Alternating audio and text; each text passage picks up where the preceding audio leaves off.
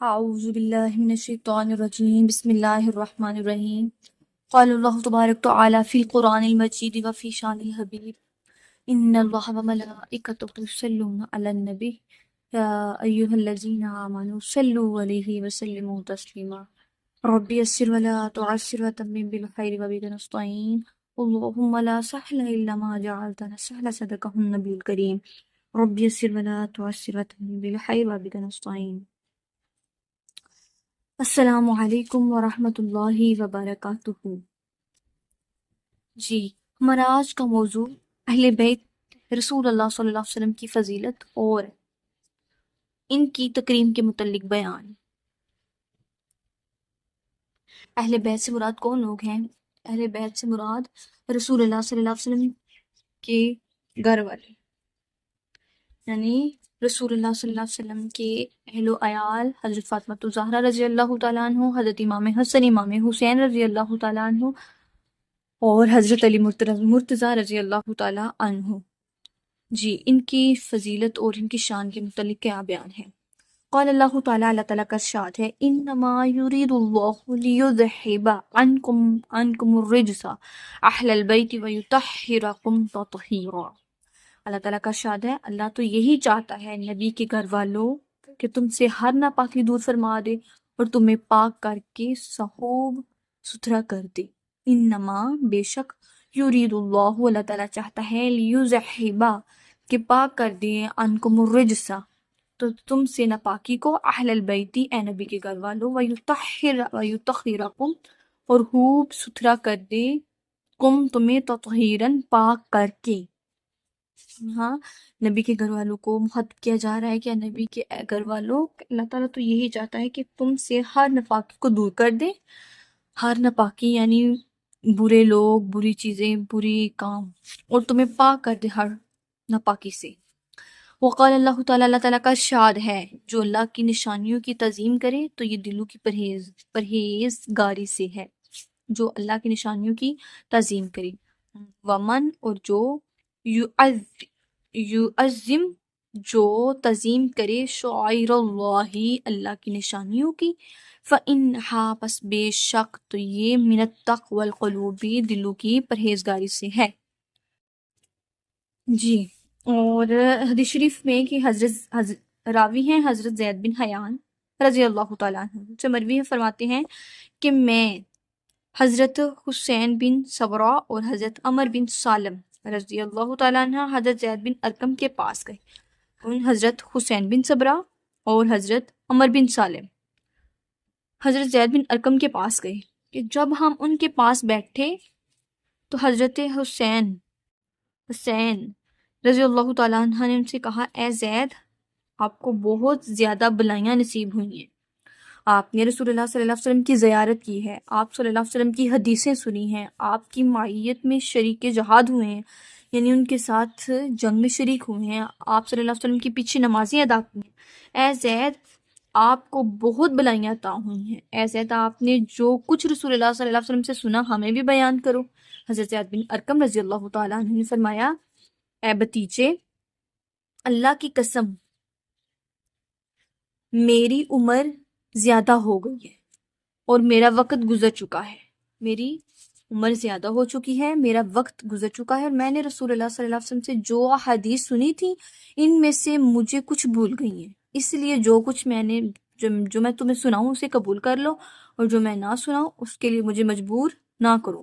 پھر فرمایا، رسول اللہ صلی اللہ علیہ وسلم مکہ اور مدینہ کے درمیان ہم نامی چشمہ کے مقام پر ہمیں خطبہ ارشاد فرمانے کے لیے کھڑے ہوئے۔ حدیث شریف بیان کر رہے ہیں کہ رسول اللہ صلی اللہ علیہ وسلم مکہ اور مدینہ کے درمیان ہم نامی ایک چشمہ ہے، اس مقام پر خطبہ ارشاد فرمانے کے لیے کھڑے ہوئے ہیں۔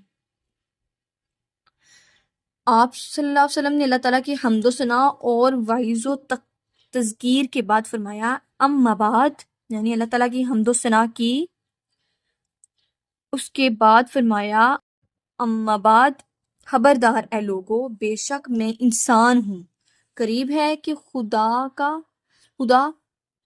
فرسادہ آئے، یعنی اللہ تعالیٰ کی کوئی پیغام آئے اور میں اس کی دعوت پر لبیک کہہ دوں، اس کا کوئی پیغام رساں آئے اور میں اس پہ لبیک کہہ دوں، اور میں تمہارے درمیان دو عظیم چیزیں چھوڑے جا رہا ہوں۔ حدیث شریف وہ بیان کر رہے ہیں کہ رسول صلی اللہ علیہ وسلم نے ہم نامی چشمے پر ہمیں خطبہ ارشاد فرماتے ہوئے کہا کہ بے شک میں بھی انسانوں قریب ہے کہ خدا کی طرف سے مجھے کوئی پیغام آ جائے، کوئی ایسی دعوت آ جائے، مجھے اس پہ لبیک کہنا پڑے، کیونکہ رب جب بلائے تو جانا پڑتا ہے۔ اور میں تمہارے درمیان دو چیزیں چھوڑے جا رہا ہوں، ان میں سے پہلی اللہ کی کتاب قرآن مجید ہے، جس میں ہدایت بھی ہے اور نور بھی ہے، تم اس کتاب پر عمل کرو، تم اس کتاب پر عمل کرو، اس کو مضبوطی سے پکڑے رکھو۔ پھر آپ نے قرآن حکیم کے متعلق ابارہ اور رغبت دلائی،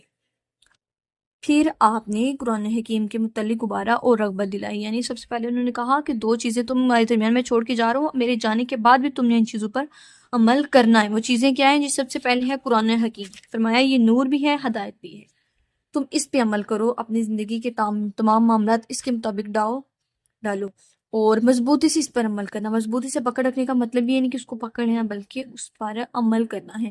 پھر آپ نے قرآن حکیم کے متعلق ابارہ، قرآن مجید کے متعلق ابارہ یعنی اس کے قرآن مجید کی فضیلت بیان کی، اس کے متعلق عمل کرنے کا بتایا، اس کی فضیلت کے متعلق اس کی اہمیت بتائی۔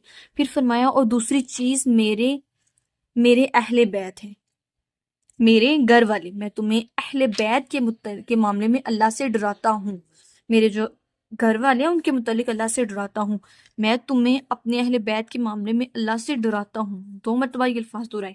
حضرت حسین رضی اللہ تعالیٰ عنہ نے ان سے عرض کی اے زید، آپ صلی اللہ علیہ وسلم کے اہل بیت کون ہیں؟ کیا آپ کے ازواج مطہرات اہل بیت میں سے نہیں؟ فرمایا آپ کے ازواج مطہرات بھی آپ کے اہل بیت میں سے ہیں، لیکن اہل بیت وہ ہیں جن پر آپ صلی اللہ علیہ وسلم کے بعد صدقے کا مال حرام ہے۔ عرض کی وہ کون ہے؟ فرمایا وہ حضرت علی رضی اللہ تعالیٰ عنہ، حضرت عقیل رضی اللہ تعالیٰ عنہ، حضرت جعفر رضی اللہ تعالیٰ عنہ، حضرت عباس رضی اللہ تعالیٰ عنہ کی اولادیں ہیں۔ ان چاروں صحابہ کرام کی اولادیں ہیں۔ عرض کی کیا ان تمام پر صدقے کا مال حرام ہے؟ فرمایا ہاں۔ اور ایک روایت میں ہے خبردار میں تمہارے درمیان دو عظیم چیزیں چھوڑے جا رہا ہوں، ان میں سے ایک اللہ کی کتاب ہے اور ایک اللہ کی رسی۔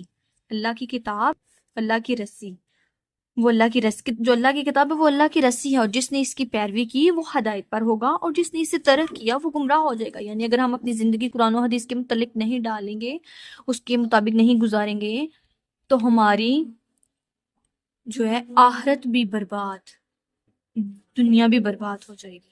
اور ان دو چیزوں میں خود حضور نبی کریم صلی اللہ علیہ وسلم نے ہمیں عمل کرنے کی تو 3 تلقین کی اپنے جانے کے بعد بھی۔ ایک قرآن مجید، دوسرا اہل بیت سے محبت، اہل بیت سے پیار، اہل بیت سے خلوصت۔ حضرت ابن عمر رضی اللہ تعالیٰ عنہ نے حضرت ابوبکر صدیق رضی اللہ تعالیٰ عنہ سے حدیث موقوفاً روایت کی ہے کہ آپ نے فرمایا حضرت عمر رضی اللہ تعالیٰ عنہ کی رعایت اور احترام کرو، حضرت محمد صلی اللہ علیہ وسلم کی رعایت اور احترام کرو، اور آپ کے اہل بیت کے بارے میں بھی۔ حضرت ابن عمر نے حضرت ابوبکر صدیق سے روایت کی ہے، آپ نے فرمایا کہ رسول اللہ صلی اللہ علیہ وسلم کی رعایت اور رسول اللہ صلی اللہ علیہ وسلم کی رعایت اور احترام کرو آپ کے اہل بیت کے بارے میں، یعنی ان کے ساتھ عزت سے پیش آؤ، ان کا احترام کرو، اور نہ صرف ان سے بلکہ آپ صلی اللہ علیہ وسلم کے اہل بیت کے ساتھ بھی۔ جی، ارقبہ، رعایت کرو یعنی احترام کرو، تکریم کرو، اور اللہ تعالیٰ ہی زیادہ علم والا ہے بے شک۔ یہ رسول اللہ صلی اللہ علیہ وسلم کے اہل بیت اور ان کے ساتھ محبت و شفقت، ان کے ساتھ رحم دلی، ان کے ساتھ صلہ رحمی کے ساتھ پیش آنا، جس کے متعلق رسول اللہ صلی اللہ علیہ وسلم نے خود ہمیں تلقین فرمائی ہے۔ اللہ تعالیٰ ہم سب کا ہم ناصر و واخر دعوانا الحمدللہ رب العالمین۔